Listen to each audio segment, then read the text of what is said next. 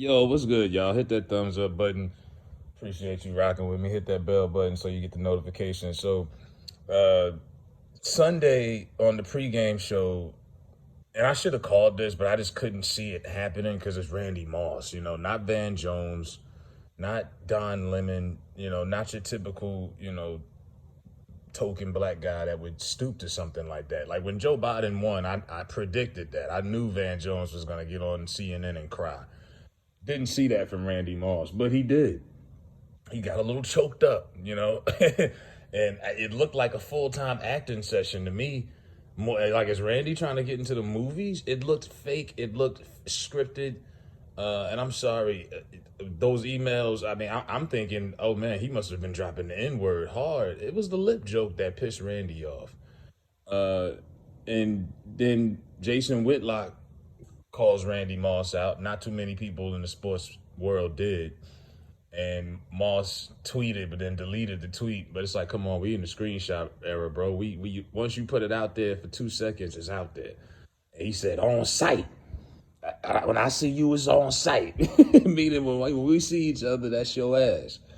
And Whitlock, I get it. We call them names, and Whitlock has a bad reputation amongst the black community. But he had a point when he said, "Look, man, black men decide how to act based off what color of the skin of someone who disrespected them." When Randy Moss was offended by what this white guy, John Gruden, said, he cried. You didn't threaten John Gruden, but when a black man calls you out, oh, fuck that, roll up my sleeves. It's on sight. You know what I'm saying? It's on sight. It's like we so quick to, fist challenge and duel another person that look like us. But when the white man disrespect us, we ball up like a little punk in a fetal position, or we want to talk, or we want to express ourselves. We want to write a letter. We want to, it's like it's a completely different.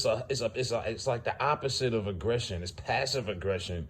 And yes, a lot of niggas do act different around the white man, and are quick to jump on somebody that look like them before they are to even address a white person who more than likely has way more power over their situation. So yeah, I was disappointed by Randy Moss too. I was like, come on, bro, you getting caught up in this whole ESPN liberal agenda too? You getting caught up in all of this mess? Of course, they had to save their face. That's why they had you up there as the token black guy, and they put the spotlight on you. All right, Randy, it's your cue. Go ahead and cry. We we need your opinion. And I'm like, where was the rest of the ESPN black analysts? Where was Ryan Clark, Foxworth, all those other guys? They had Randy up there, and it was Randy's job. So Randy is supposed to speak for all black men across America. I'm sorry, he don't speak for me. Not when it comes to right now. I'm tired of liberal media trying to tell us as black folks, or just people in general, what we should be offended by. They pick and choose what should hurt our feelings. And it's a layer of problems with black folks. Yeah, police brutality is a problem, but that's just one layer of issues we have. Don't sit here and say you care about black folks all because, the NFL puts in racism on the back of their helmets or something like that. That's just one issue. If cops stop killing black people today, we still are pretty messed up out here as a group of people. That's just a layer of issues. We got so much. I'm not offended by no lip joke. Not enough to make me cry. How many of us made jokes about each other's lips growing up? You ain't gonna make me cry. I come from a harsh neighborhood. You gonna have to really say some crazy stuff to piss me off to get me to cry. But I'm saying, what offends me, the stuff that should offend us, is the media trying to manipulate us emotionally and tell us what we should be offended by. Flat out when someone offends you or not. A lot of people are walking around confused mentally because they're being told to be offended by stuff that they really not offended by. The media is just telling you to be offended by it. They did the same thing with LGBT and the baby. When the baby said F AIDS, hell, that could have been the same as somebody saying F cancer. But LGBT jumped on it immediately and took offense to it. And I'm like, he never called anybody out from the gay community. Y'all just automatically tied yourselves in with HIV and AIDS. And then you wonder why there's a stigma about it. You attach yourself to it, and now that's why nobody wants to even come close to saying that they have it if they do, because they don't want to be attached to that. And y'all are telling people they should be offended by something. And it's like, if these people are directly offended, they will let you know. You know, when someone's bothered by something, it's an instant reaction. You got to sit there and think, man, so-and-so did say this. And I'm like, yo, they are telling y'all how to feel out here. You should be offended by these emails because he made fun of this man's lips. And you gonna go out there and give us a heartworm message. And like I say, I think Moss just was upset because somebody checked him. Nobody else did. I'll give Whitlock that. He did check Randy Moss. Nobody else did. You know what I mean? I know a lot of people, you know, Whitlock has got a bad reputation, but he was the only person. I didn't see anybody else G-check Randy Moss. Ain't nobody else say that. Because I'm sitting here on my couch like, I know Randy Moss ain't crying over this shit. They really must have put that bonus in this morning. Oh, my God. Randy Moss got a bonus this week.